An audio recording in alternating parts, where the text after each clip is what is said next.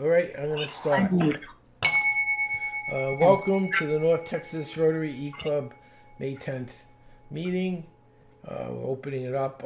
Who wants to do you want to do the affirmation, Linda? You usually do it. Yes, this is a Rotary prayer. Bless our friendship today and bless this meeting. As we meet here today as members of Rotary, we pray that we are ever mindful of opportunities to render our services to fellow citizens and to our community. Let's continue to strive to make a better world. Amen. And be mindful of our Rotarians in Ukraine. Yeah, that's true. Do you want to do the pledge, I David. will. David? Oh, there you go. Oh, look at you. You're all prepared. You'll join me in the pledge. Usually she pulled it in front of my face. I think you got it backwards. Yeah, that's right. Okay. I pledge allegiance to the flag of the United States of America and to the republic for which it stands, one nation, under God, indivisible, with liberty and justice for all. Okay. Well, is there any new business or anything we need to discuss tonight? I'm not aware of anything, but Linda No, usually knows. I don't have any announcements. We can introduce our guest, or if you want me to, I will. Well, let me go to his bio, and I. No, can- let me introduce the guest. Oh, I'm sorry. Go ahead. Okay. Saturday. Okay. Oh, okay.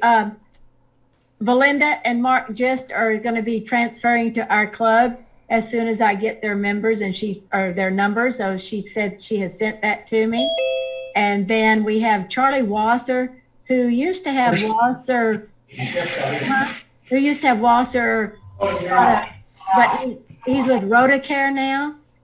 And he will probably be a speaker for us in the future. So he's in San Antonio now. He's transferred to San Antonio from California, so it's quite a culture shock. So, okay, and then we welcome Charlotte's on the phone. And anyway, and there's David and me. And David did have an announcement of what we did on Saturday. Well, Saturday, the Salvation Army in Irving, they also have Boys and Girls Club meeting in the same building. And a couple of times a year, they have like a carnival and such. And this Saturday was it. They didn't need help with the carnival, but they needed help cleaning up. So Linda signed us up from 2 to 4. But we got there early, and they were glad to have us because they had a company that was going to send 20 people to help. But one of their employees tested positive with COVID. So you're not going to send anyone who has even a chance of having COVID in where there's a bunch of kids. So they were way short-handed, and they had little games, and so we all would have a game and have the kids, and they had a big balloon thing you could climb up and slide down, and it was okay. But they would have been hurting without a few more people. So we count that as a service project. Okay. We Excellent. wore our T-shirts, our Rotary T-shirts. Well, I'm So- sorry you didn't win any award. I did vote for us. I was on the committee, so I did. I'm vote surprised for they us. let you. Well, I was looking, and because most of the awards go to the big clubs because they have all the money and all the members. But I try to weigh in, like, based on the size of a club and what their resources are. I think that should factor in also, because otherwise it's just 3 clubs that'll take everything, and that's kind of what happens. Yeah, well, we'll learn about it later. Wendy's Several here. people Hi, discussed Wendy. that. And thank you, Wendy, for joining us. Wendy comes to us from New York City. Yes. Hello. I'm coming Hi. in. I'm visiting my kids, but only there for a weekend. My nephew's got a baby thing going on, and so I'm staying with my daughter. But I'm only there a very short time. Otherwise, I'd visit. I come in on Friday and I leave on Monday, and the affair is on Sunday, and I got to see my kids. So, but if I go for a longer time, I'll try to see you. Oh, our next meeting will be, the 20, whatever that is, 29th, 30th. Let me Anyway, we will be in San Antonio with our friends from England. And on 24th. our way, the 24th. it's the 24th. Okay, then we will be 24th is on. the meeting. Okay, we won't miss the meeting. You'll get to see us again. Wow. Is that a threat? Yeah, Okay. Okay. okay. So I'll Now, introduce our speaker. Is that okay? that is wonderful. Thank you, Brandon, for coming. We've had 2 speakers not show up in a row, so we're grateful that you showed up. So thank you very much. His topic is the hot sauce principle: how to live and lead in a world where everything is urgent all the time. Brandon is a leading expert in leadership communication and cure of workplace dysfunction. Known as the workplace therapist, he's a sought-after executive coach, TEDx speaker, author, and award-winning business school instructor.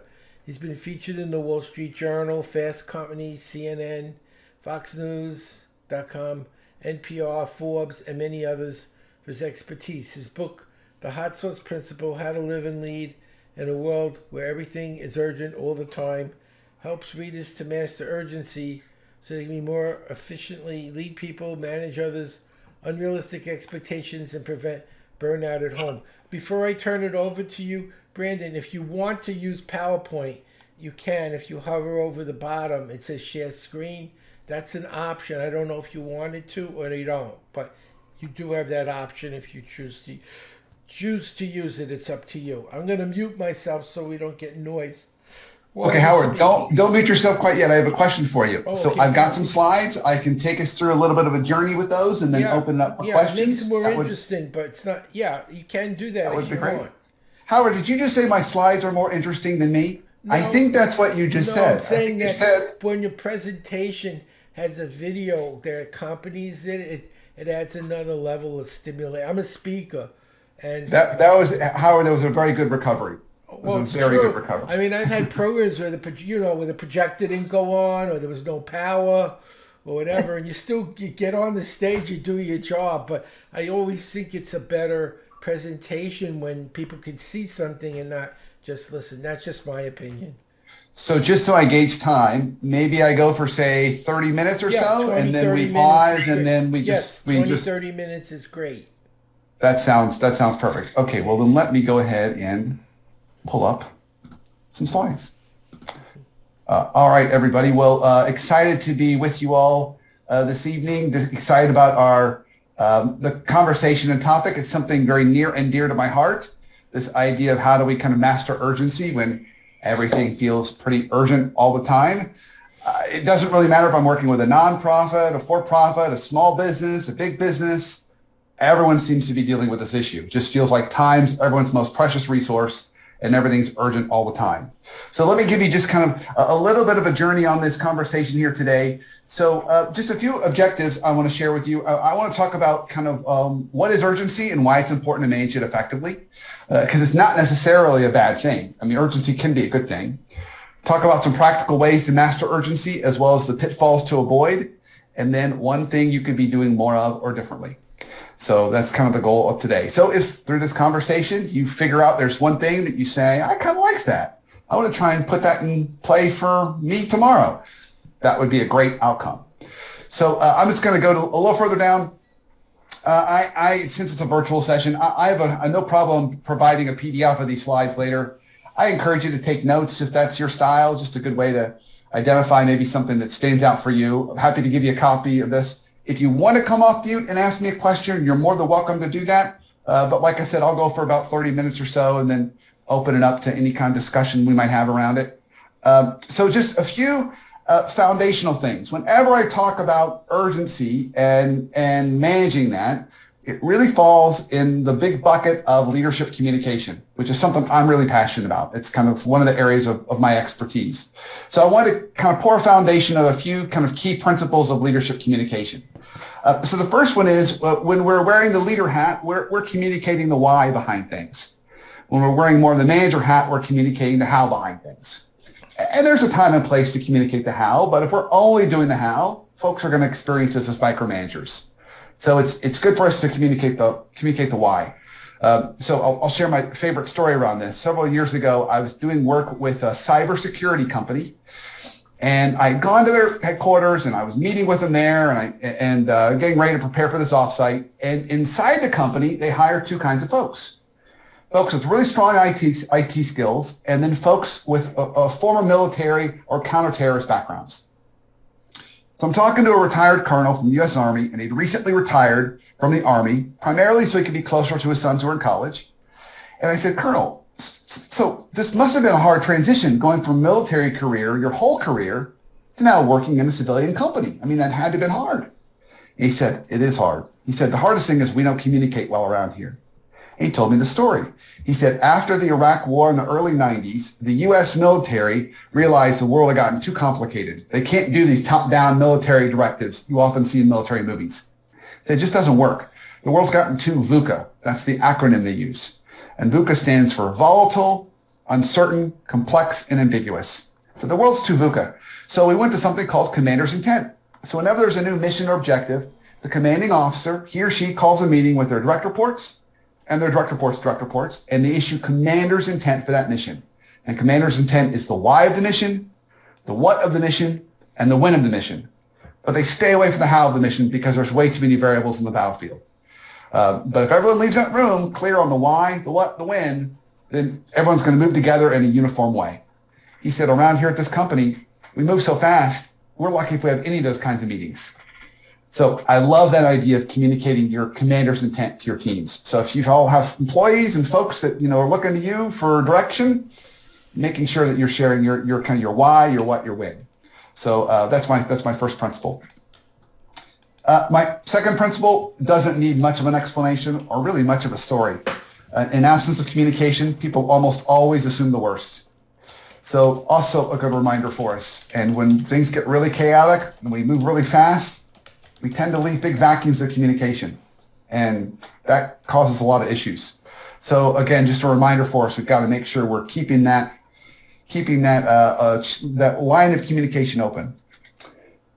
Principle 3, dysfunctions like a fungus, it lives in dark places. We want to clarify our expectations to eliminate it. So I have a kind of eclectic, strange background. I have both a clinical therapy background as well as a MBA. So it's kind of my version of a Reese's peanut butter cup. Somehow it kind of works. And it's hit me over the years that you can prevent 50% of all people-related dysfunction in your life. Okay, so both professionally, but also personally, if you clarify expectations. When we clarify expectations, both ours and other people's, we can eliminate 50% of bumpiness. It's when we don't clarify expectations that people either guess and they guess wrong, or they just decide, well, I guess I can do whatever I want because she didn't tell me exactly what she wanted. So just, again, a good reminder for us, clarifying expectations, really, really important. All right, a few more principles for us. Principle 4, leadership is always about striving for this balance of being both efficient and effective. Striking that balance is really, really important. And when we live in a world where urgency is so critical or key or so prevalent and everything is urgent all the time, we tend to tip towards efficiency. We go faster. And that's not necessarily a bad thing. But when you start going too fast, it causes issues. We forget to tell people, great job, or align with the person to our left and to our right. So just a reminder for us, we're trying to keep these in balance. And my final two principles for us, leadership is always about this move from being in the business to on the business. And this is the mantra of most entrepreneurs or small business owners. It's always about getting away from being in the weeds and getting stuck doing the work to moving into something a little more leadership oriented. So just a good kind of reminder for us. And then the last one, as leaders, part of what makes the job of leaders important is we put energy into a system. We're energy managers and creators. So several years ago, I did a TED Talk on the contagiousness of emotions in the workplace. And as we all know, like emotions at work and at home are super contagious. There's been a growing body of research on that since the 90s. And not all emotions are equally contagious. Some emotions are more contagious than others, anxiety being one of the highest.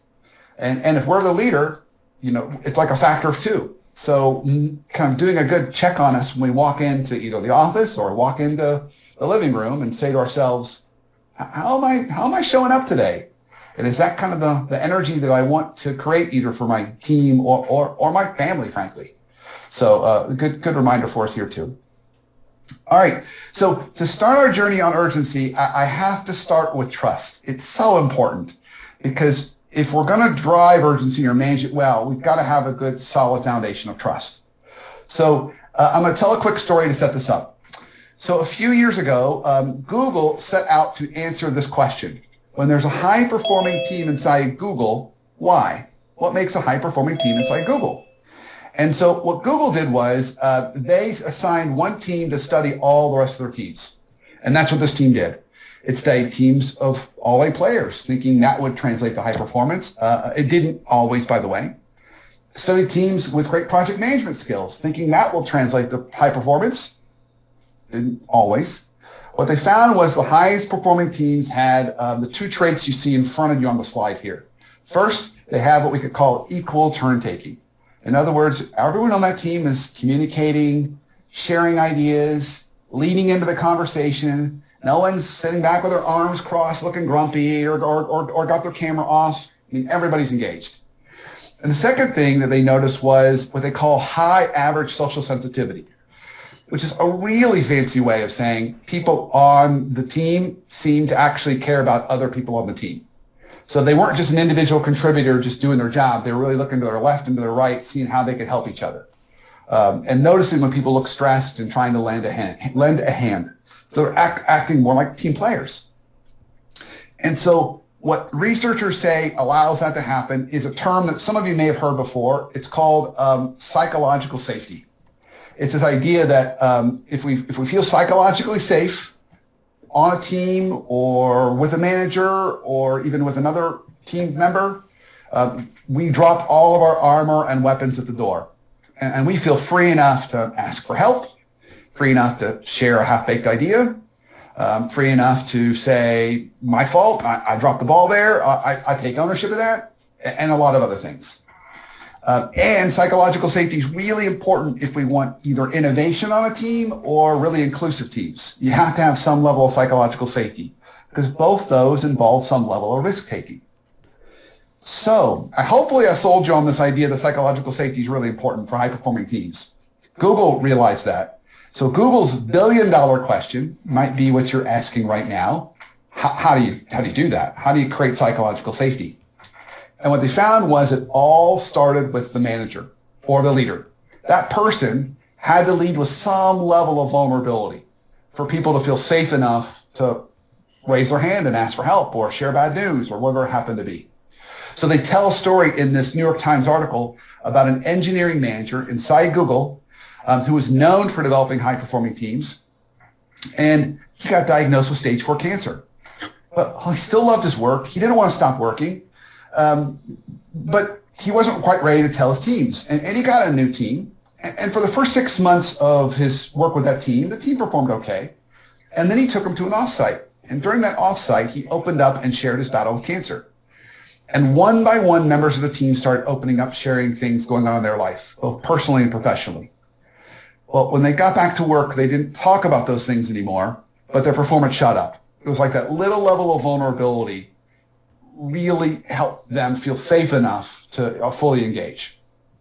All right. So hopefully by this point, you're saying, all right, Brandon, I'm bought into psychological safety being important.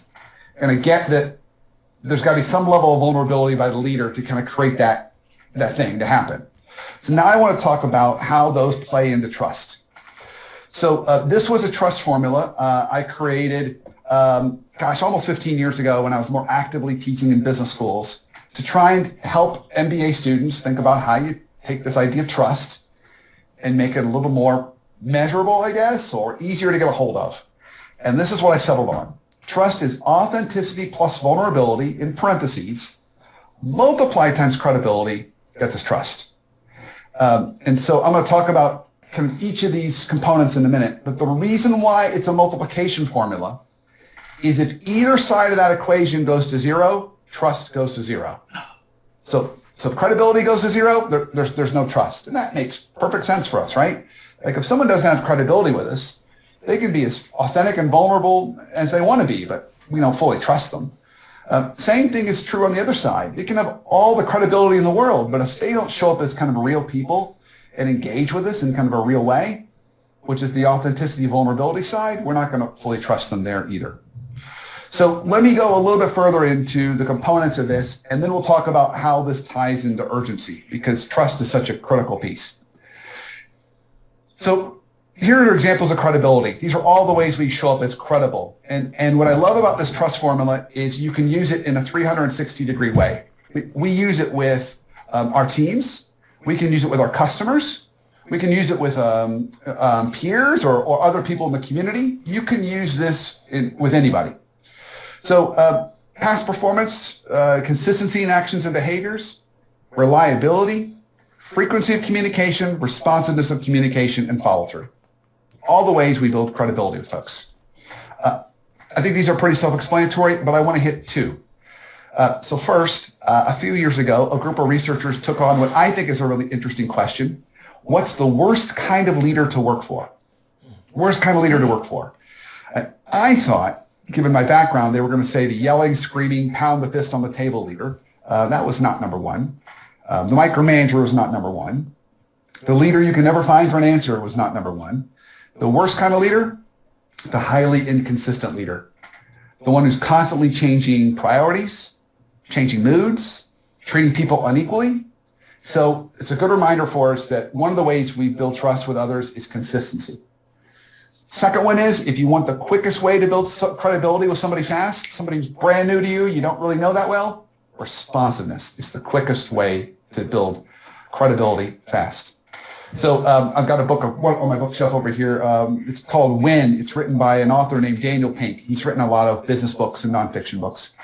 And when is the study of timing of things. When's the best time to start a habit? When's the best time for kids to take a test? What's the best way to take a nap? By the way, if you're curious, the best way to take a nap is researchers found drink a cup of coffee and lay down for 20 minutes. The caffeine kicks in after 20 minutes. They call it a nappuccino. So if you want a quick way to take a nap, nappuccino. That's, for some of you, that may be the only thing you remember from my presentation today, how to take a nap. But he also studied in that piece around timing was the best managers, the ones that had the highest approval rating, the number one behavior, they were the most responsive to their teams. That was the biggest thing that correlated their approval rating, was responsiveness. So a great way for us to build credibility fast. So authenticity. What does it mean to be authentic and show up authentic? Honesty and transparency, sharing one's thinking, sharing one's motives, showing genuine concern, appropriate emotions. So, being real people. And then finally, professionally real, being real and appropriate for the situation, context and culture. So just kind of being real there. So I think this one's pretty self-explanatory, but good to have a common definition for authenticity. And then the one that is the hardest for us, whether we're talking professionally or even personally, is vulnerability. This is the most difficult for most of us. So these are all the ways that we can show up as vulnerable if we're wearing the leader hat, and frankly, team member hat. Sharing an imperfect idea or brainstorm for others to react. Asking for help. Stating, I don't know.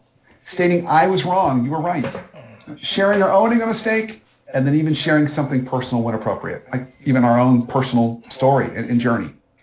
And you'll notice in the blue text in the bottom left, leadership vulnerability does not have to contain vulnerable emotions. None of these by definition are emotional, but they are all uncomfortable. So my call to action for all of you is I look at that list of 6 and let your eye kind of wander to the one that is the most challenging for you. And think about how you could work on that in 2022. And here's why that's so important.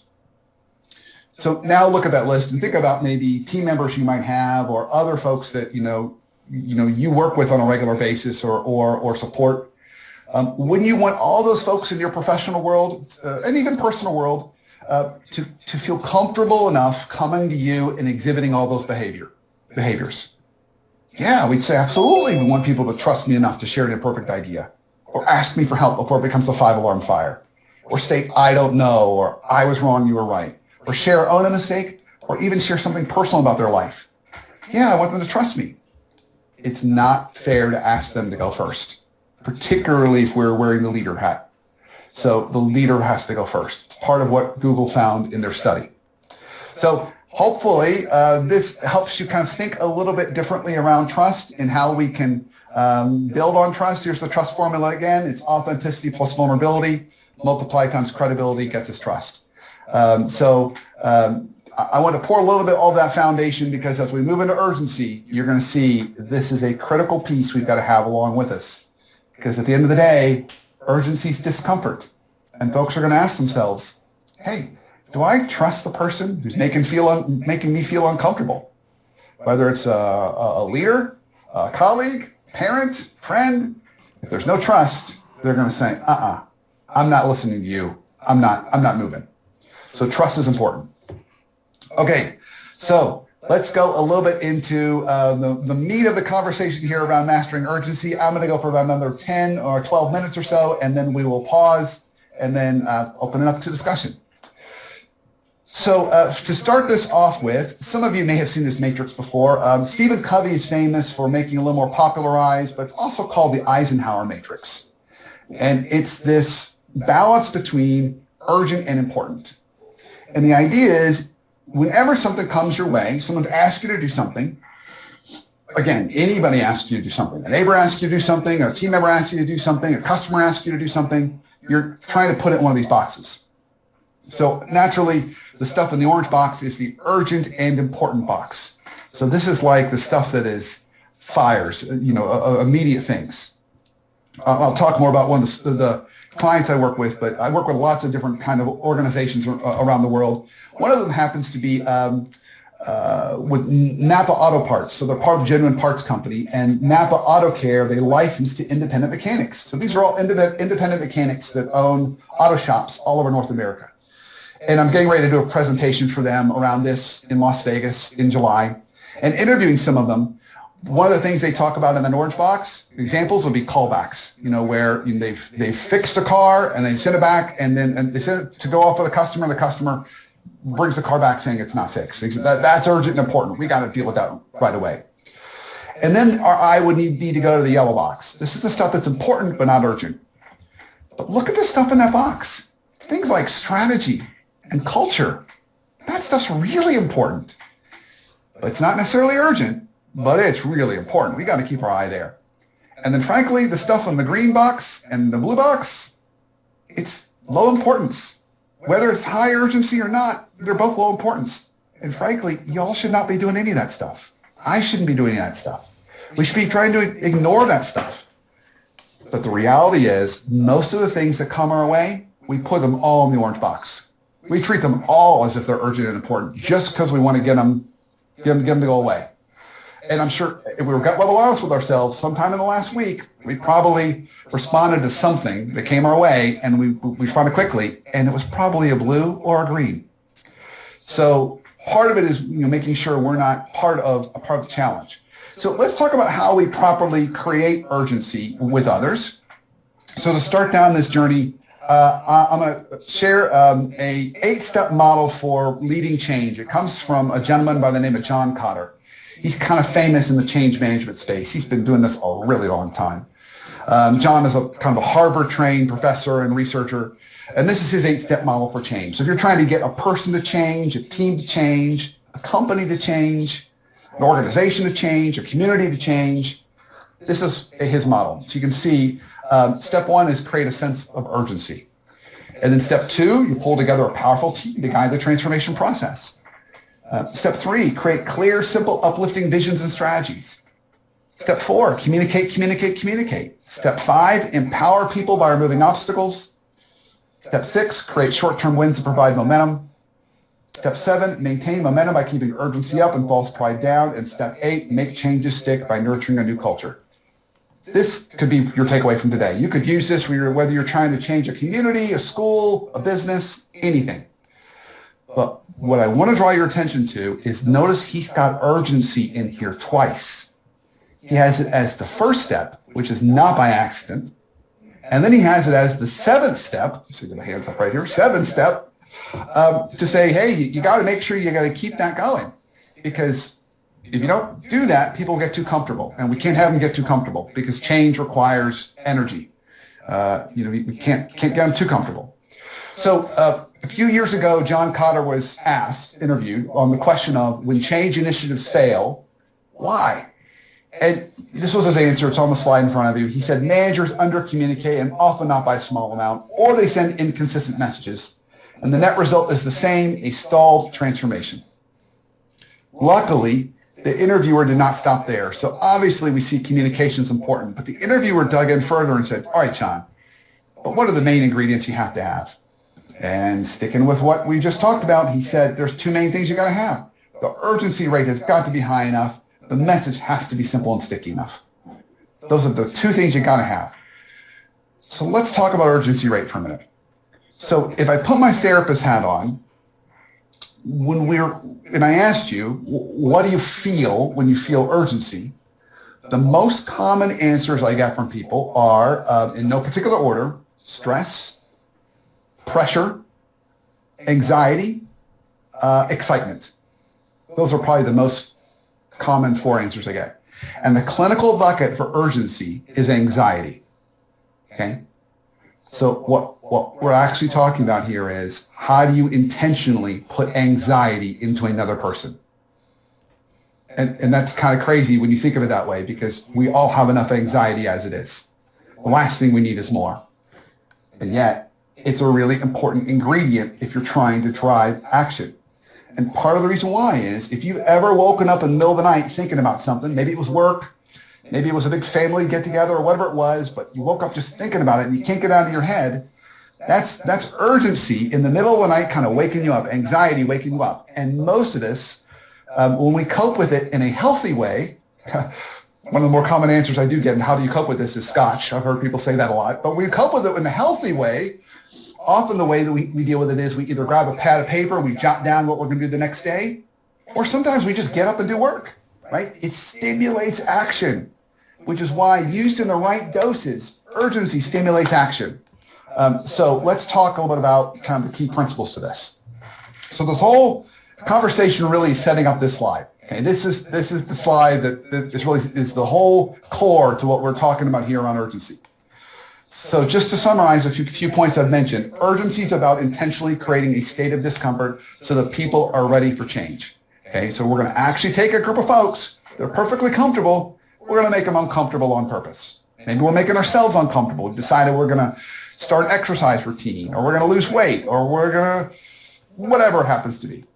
The messenger matters. The audience needs to trust the person creating urgency, because in that moment, they're going to ask themselves, do I trust her or him?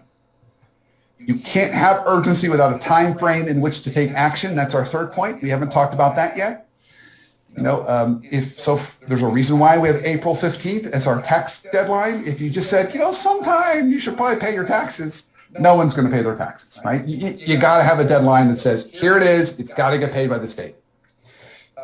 Urgency is like hot sauce. You only need a few drops. So the reason why I titled my book The Hot Sauce Principle is because I love using this analogy of hot sauce. So urgency is like hot sauce. And the reason why the analogy works so well is I happen to love hot sauce. Now, there's lots of different hot sauces. I happen to be holding Tabasco. So if you don't like Tabasco or you have another favorite, don't let this offend you. But a little bit of hot sauce adds flavor, adds focus, makes something a priority, which is awesome. But if everything coming out of our kitchen or someone else's kitchen that we're receiving is covered in this stuff, so the appetizers are just doused in hot sauce. The salad is swimming in hot sauce. The entree is covered in hot sauce. The dessert is drowning in hot sauce. And, I live in Atlanta, Georgia, in the South. Like all of us, we drink a lot of sweet tea. The sweet tea is nothing but hot sauce and ice. If you're like me, you're going to be curled up in a corner, like begging for relief. And you're not going to be able to taste anything. So the key is knowing when and how to use this. And you can't put it on everything. And the other reason why I like this analogy is some folks, they only need like this little bottle. They just need a little bit of this. Put a little bit of this on their tongue and they say, I got it. I'm off to the races. Then there's other folks in our life, they need the whole big bottle. The little bottle just isn't going to cut it. They need the big bottle. And we know those people. Different people have different tolerances.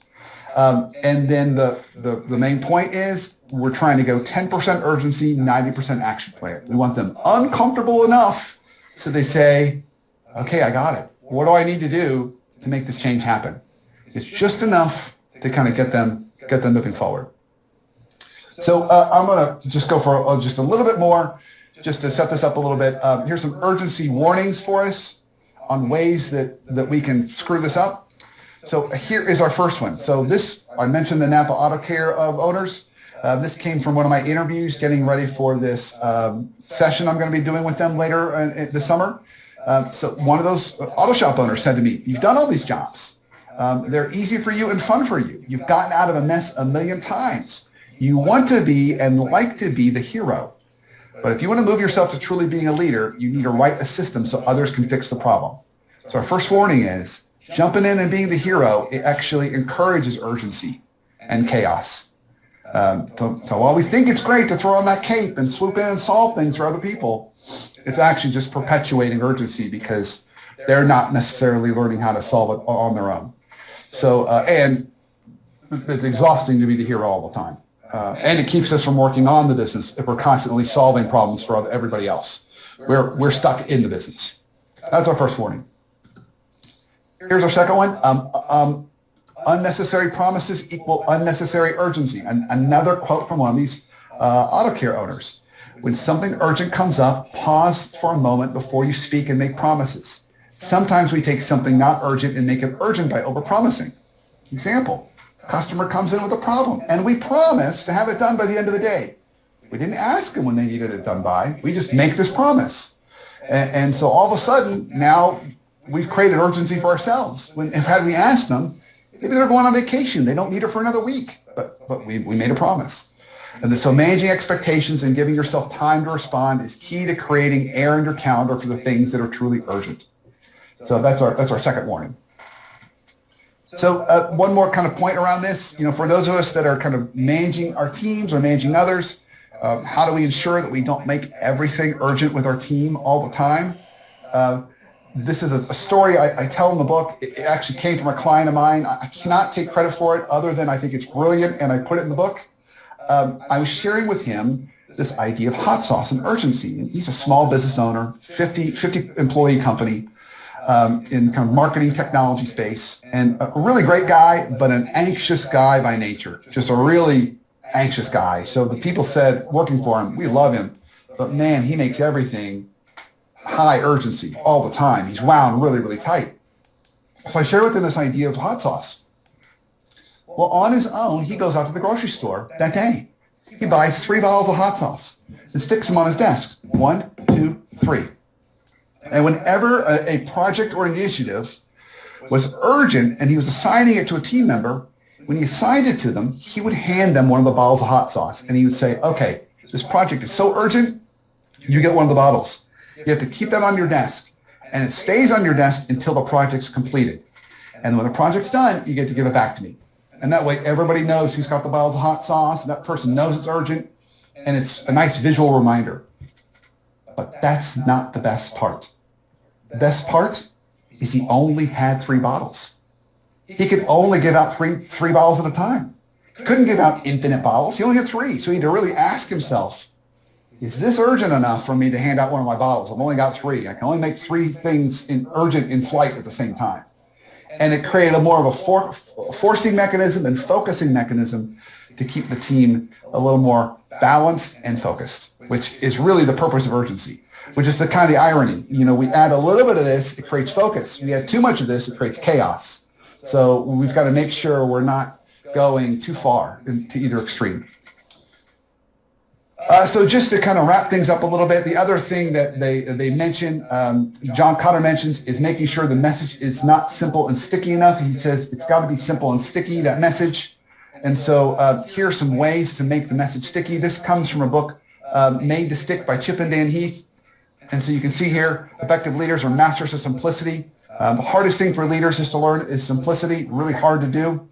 So messaging, making really, really clear what we're asking folks to do is important. References one of my all-time favorite quotes. No one really knows who said it. It's been quoted by a lot of different people. I've heard it most often quoted that it was Mark Twain who said it, but again, no one really knows. But it goes like this. You have to listen real close. I would have written you a shorter letter, but I didn't have enough time. Isn't that really good? I would have written you a shorter letter, but I didn't have enough time. There are a lot of people that I wish would spend a little more time on that email. So instead of 5 paragraphs, it's like 3 bullets. That would have been a lot better. But instead I got the 5 paragraphs. So really hard to be simple. Effective sticky messages are concrete. So we're really clear on what we're asking folks to do. There was a famous theologian here at Emory University in Atlanta, one of the universities I more regularly teach at. In their theology school, he since passed away, but he's a famous theologian named Jim Fowler. And he used to say to people, as leaders, you want to give people 2 things, hope and handles. And I think that's a really beautiful saying. You give people hope, this picture of where we're going, that future we're trying to take them to, and then handles. Here are the things you need to do this week to move you there. Here's the things we need to do this week to move us there. Hope and handles. That's part of that concrete. And then including a story when appropriate makes it a little more real. So let me just pause right there for a moment. I'll keep my slides on in case anyone wants me to go back to anything. But let me just pause and let's just open this up to conversation. I'd be really curious to anyone's reaction to anything I just shared, any questions I can clarify, or anything else that you just might want to kind of throw into our urgency stew that we're talking about here today. I just want to say I enjoyed it, but where did you get your PowerPoint templates? Oh, Howard, I don't know if I can tell you that. That's like a secret of the trade. Although my graphic artist, Karen, would probably have a better answer for that. So she does my PowerPoints for me because that's not the best use of my time, my friend. Okay, so you don't have like a template. You have a person that does this. I do. Because they're very good. I was impressed with the quality of the... So what Howard took away was my PowerPoints are nice. That's good to know, Howard. And they didn't say that. I just said that was a question. Yeah. Fair question, though. I'm giving you a hard time. Yeah. Any other observations? I'm curious for folks. I just had a customer when he had a sign in his office that says, "Poor planning on your part does not constitute an emergency on mine." Yes. So I see that in several offices. Yeah, and you know what I'm seeing, which is so really, I think it's fascinating, is that because urgency is becoming such a big deal for a lot of companies, they're making so many unforced errors. Just a lot of, because everyone's going so fast. And it is a lot of poor planning because we're just feeling so much pressure. So yeah, I agree with you completely, but I'm seeing it as a pervasive thing. So Brandon, I really appreciated the how versus why, the manager versus leader perspective. I think that was really neat. I work in a pharmaceutical company, and we've struggled recently. Our team struggled recently, and there was also that kind of dearth of information and sort of the communication blackout, and it was really sort of being 6 or 9 months away from that. It's really quite interesting to look back and think about how that failure of senior leadership to communicate really destroyed the morale and the motivation of the team, and how people kind of, sort of made their own narrative and kind of started working against or whatever themselves. And it was really very destructive. So it was really neat to see you kind of encapsulate those things, but then also think about the other side of how to avoid them. So I really appreciate it. It was really super instructive for me. Thank you. Oh, thanks, Belinda. So from your perspective, it was kind of missing that why was part of the issue that caused some of the problems down the road that you experienced. Yeah. Wow. Okay. Thank you so much. Yeah, of course. Yeah. And I don't think anything I really shared today was rocket science, but it does require a lot of intentionality. Yes, exactly. And when we move so fast, some of these things that we take for granted, they slip. And then that's when we run into problems. So hopefully this just was a good reminder and refresher for a lot of folks of, I need to make this a kind of a priority. It's nice to put the point on it, right? Like, you're kind of going through your day to day and sometimes it's hard to step back a little bit and sort of think about that bigger picture or think about sort of the broader issues or whatever. So I really feel like it was sort of, for me anyway, very nice to have that opportunity to think, oh, here's the things that I might be doing okay, and here's the things that I'm probably screwing up, like 23 hours a day. So it was great. Thank you. Good. My absolute pleasure. My absolute pleasure. Thank you for that. Any other comments? Yes, I wanted to comment as well. Thank you so much. That was really phenomenal. And my name is Maria. Hi. What was really good, there's several takeaways I have, but it's the priority, where to prioritize and keep the focus and consistency. And of course the hot sauce is, I had an imagery as you spoke about it. I said, maybe I need to put all 3 hot sauce bottles on my desk when it comes to what is really, really urgent, and, do subtraction from them as I get things taken care of.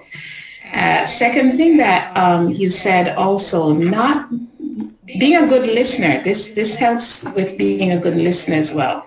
Not making prior decisions before hearing the needs of the person. Listening carefully, understanding the needs, understanding the time that it is needed before committing yourselves and putting pressure on yourself. So those were 2 powerful thoughts that you brought about. Thank you. And Maria, well, thank you for pulling out that concept of listening, because I didn't say it explicitly, but you're so right. We go so fast that we don't listen, and then we're not clarifying expectations. And then that creates a whole host of other challenges. So that listening is really about understanding the other person's needs and our needs and getting those expectations right. So thank you for making that a little more clear than I did. I really appreciate that. Any other comments or observations? Yes. Yes. Well, one thing you talked simplicity. I designed airplanes for a living.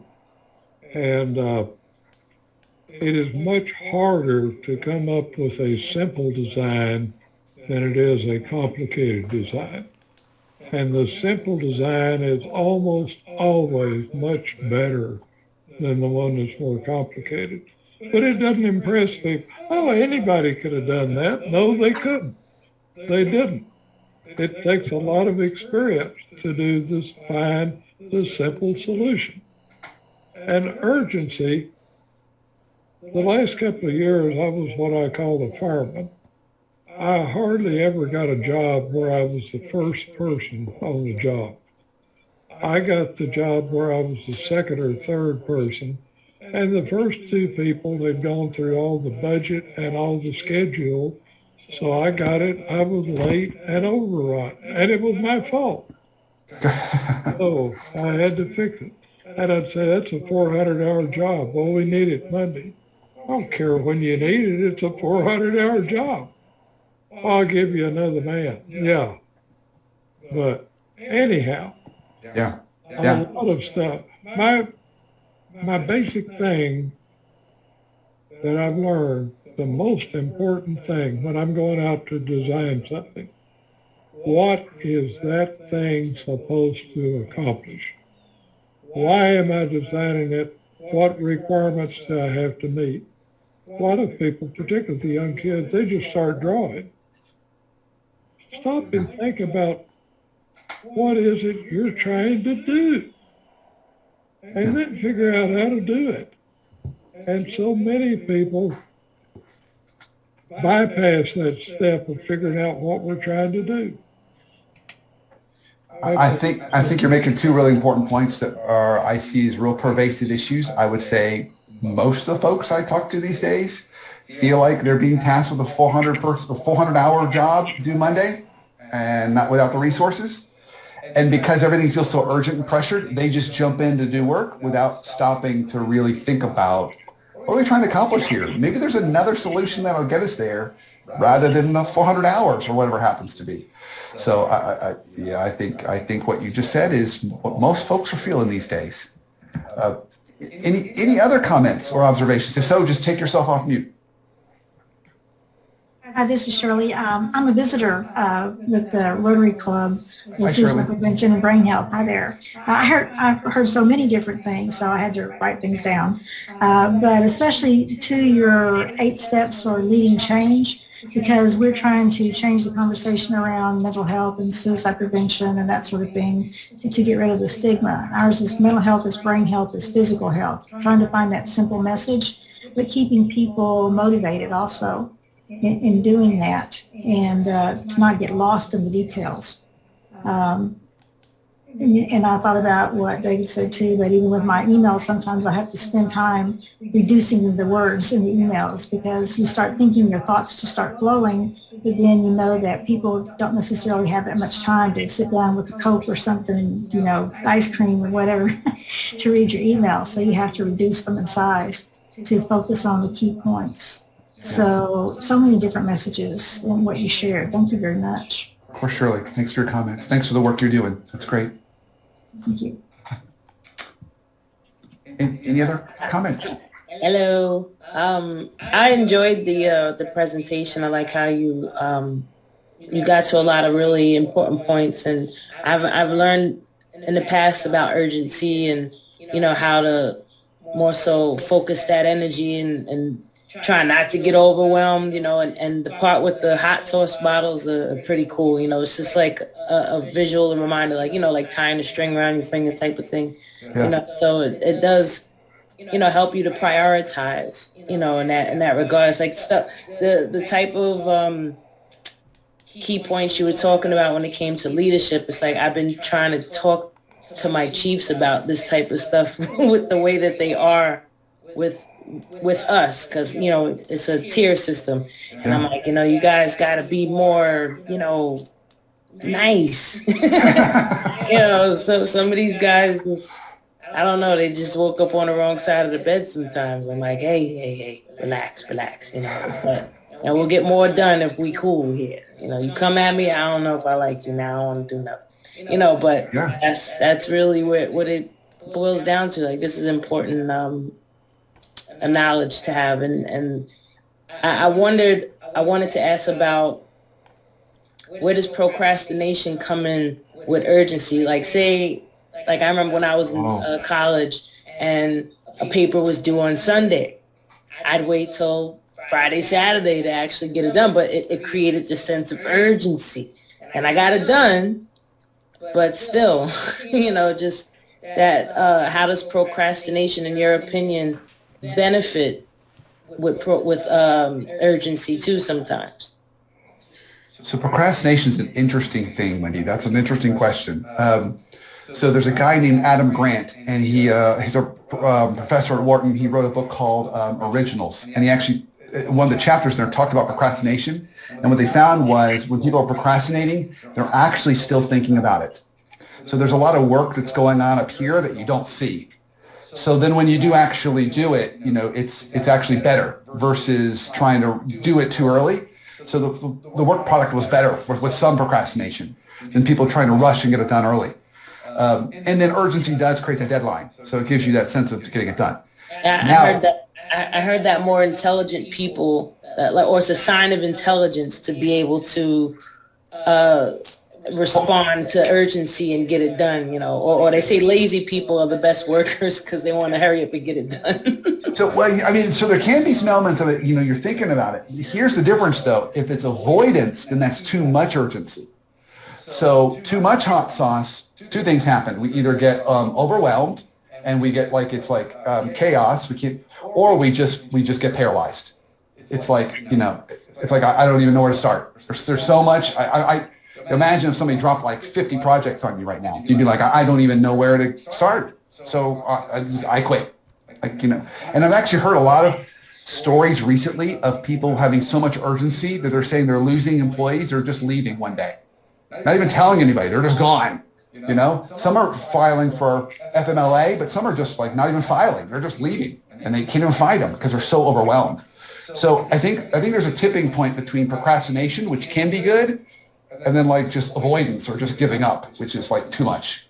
But I haven't had anybody really ask me that question before. So thank you.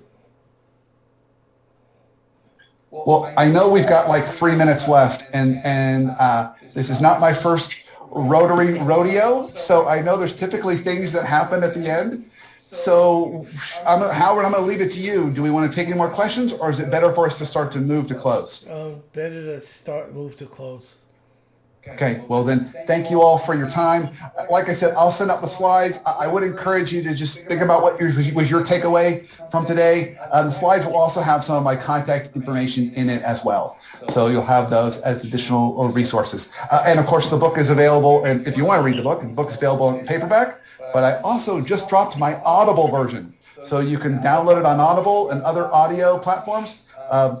It's me doing the entire book, so you'll have to listen to me for 4 hours, but hopefully that's okay. But it is there for you as an additional resource. It was a good job. Thank you. Thank you. Now, Thank you. Howard, when you recorded this, does all this go on the recording on the slides and everything? Yes. When you play it back on YouTube? Yes. Okay. Okay. Yes. Yes. Thank you. Okay. So just want to let you know our next meeting is May 24th. And Linda wants me to tell people the time, 6 o'clock Central, and 7 Eastern. I want to thank you all for coming. We'll do our four-way test of the things we think, say, and do. First, is it the truth?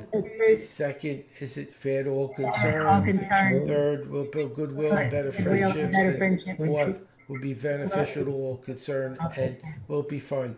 Thanks, everyone. We'll see you in the 24th. Take care. Have a great couple weeks. Stay safe. Bye, everyone. Bye. Thanks. Bye-bye. Great Thank you all for presentation. joining I us. really enjoyed it. Thank you, Brandon. Yeah. Thank you, everybody, for joining in.